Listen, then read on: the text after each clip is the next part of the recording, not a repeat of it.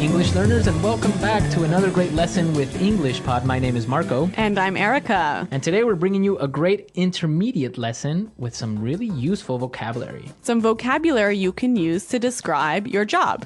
Yes, this is a really common situation when someone asks you what you do, and you have to tell them. Exactly. So today's lesson is all about that. So before we jump into our dialogue, let's start with our vocabulary preview. Vocabulary preview. We have two simple phrases today that you'll hear in our dialogue for our vocabulary preview. The first one is VP. VP. VP. So the VP of a company is? The vice president. The vice president, exactly. Yep, simple little acronym. And the next word is Fortune 500 company. Fortune 500 company. Fortune 500 company. So a Fortune 500 company is?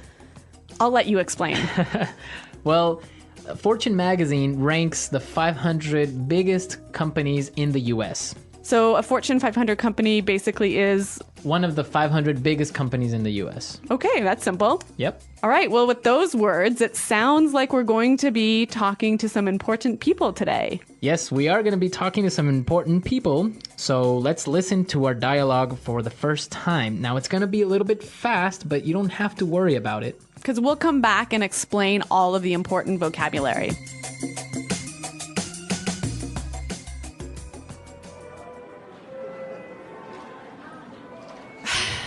Oh, look. There's Caroline and her boyfriend.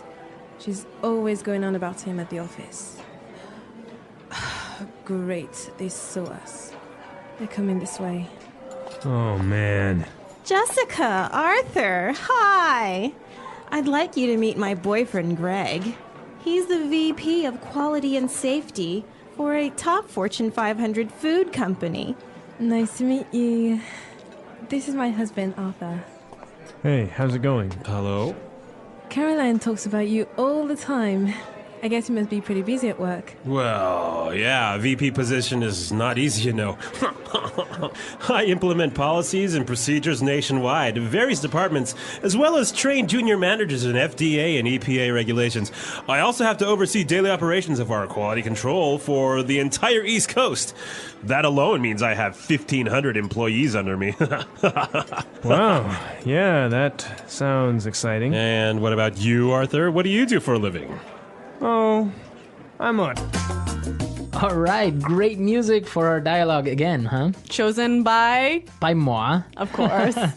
Yeah, Top Gun is one of my all-time favorite movies. And Top Gun pilot, what a cool profession. An excellent profession, much cooler than being like the VP. Yeah, how boring is Yeah. that? Anyway, this guy was a bit of a jerk, don't you think? Yeah, you can tell a little bit of the sarcastic tone he had in his voice. Definitely. But he did use some interesting phrases, and we can talk about those now. Right, so let's take a look at language takeaway.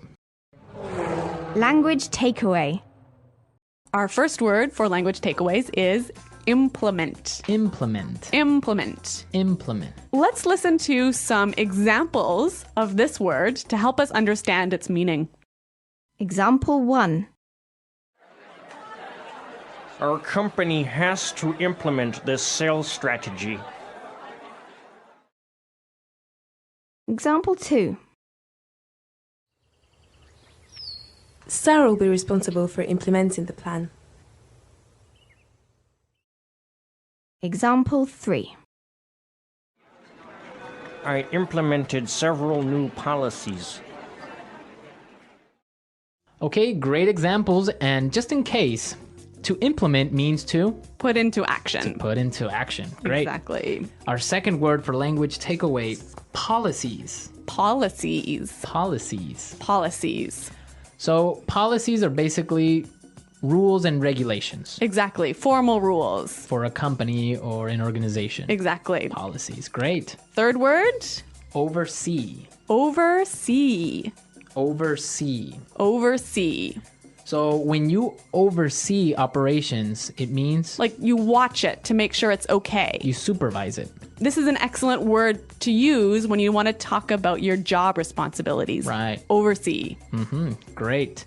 And our last word for language takeaway, it's kind of tricky. So let's listen to how it was used in our dialogue. That alone means I have 1,500 employees under me. That alone means I have 1,500 employees under me. So this guy has 1,500 employees under him, meaning he supervises 1,500 employees. Right, he manages 1,500 employees. He must be a busy man. Yes, for 1,500 employees. How many employees do you have under you, Erica? 2. Yeah, not quite as much as 1,500. Yeah, guess I'm not a VP right yet, hey? Not yet, but you will. Okay. All right, so with this in mind, we are ready to listen to our dialogue for a second time, and this time it's going to be slower. Oh, look, there's Caroline and her boyfriend. She's always going on about him at the office. Oh, great, they saw us. They're coming this way. Oh, man. Jessica! Arthur! Hi! I'd like you to meet my boyfriend, Greg. He's the VP of Quality and Safety for a top Fortune 500 food company. Nice to meet you. This is my husband, Arthur. Hey, how's it going? Hello? Caroline talks about you all the time. I guess you must be pretty busy at work. Well, yeah. A VP position is not easy, you know. I implement policies and procedures nationwide of various departments, as well as train junior managers in FDA and EPA regulations. I also have to oversee daily operations of our quality control for the entire East Coast. That alone means I have 1,500 employees under me. Wow, yeah, that sounds exciting. And what about you, Arthur? What do you do for a living? Oh, I'm a Top Gun pilot. Okay, great stuff. With this, now we can start with our fluency builder for today. Fluency builder. We heard some excellent phrases in this dialogue, some phrases that sound really natural, hey? Yes, especially the first one that we have today is whenever someone talks and talks and talks and continuously talks without stopping, you would say, She's always going on about him at the office. She's always going on about him at the office. This is a really natural way of saying keeps talking about. right, keeps talking about him. Yep. So we have a few examples of how this phrase works. Let's listen. Example 1. My boss is always going on about how we need to save money. It's all he talks about. Example 2. Gary is always going on about his kids. He's always talking about how smart they are. Example 3. My mom is always going on about how I should get married. Okay, excellent. It's clear now. Yes. Okay, so let's move on to our second phrase for today. And this is a great one to use whenever you meet someone for the first time. Or when you start to talk to someone for the first time. Great. Hey, how's it going? Hey, how's it going?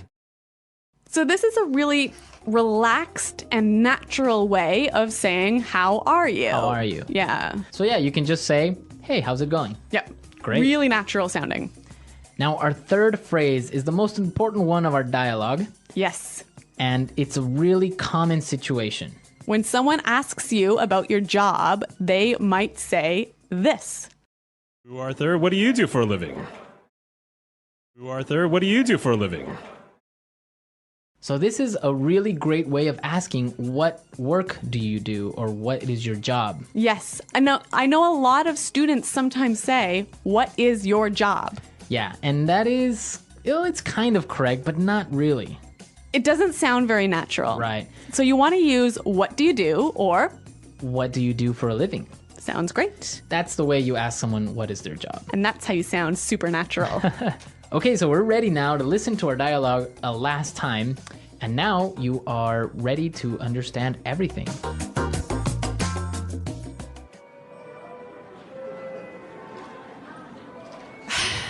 Oh, look, there's Caroline and her boyfriend. She's always going on about him at the office. Great, they saw us. They're coming this way. Oh, man. Jessica, Arthur, hi. I'd like you to meet my boyfriend, Greg. He's the VP of Quality and Safety for a top Fortune 500 food company. Nice to meet you. This is my husband, Arthur. Hey, how's it going? Hello? Caroline talks about you all the time. I guess you must be pretty busy at work. Well, yeah, VP position is not easy, you know. I implement policies and procedures nationwide, various departments, as well as train junior managers in FDA and EPA regulations. I also have to oversee daily operations of our quality control for the entire East Coast. That alone means I have 1,500 employees under me. Wow. Yeah, that sounds exciting. And what about you, Arthur? What do you do for a living? Oh, I'm a... Okay, so I have a little challenge for our listeners today. What is it? 2 challenges, actually. Okay.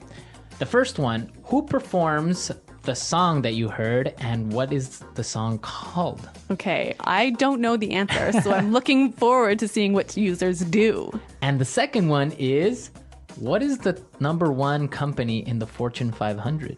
Oh, I also don't know this answer.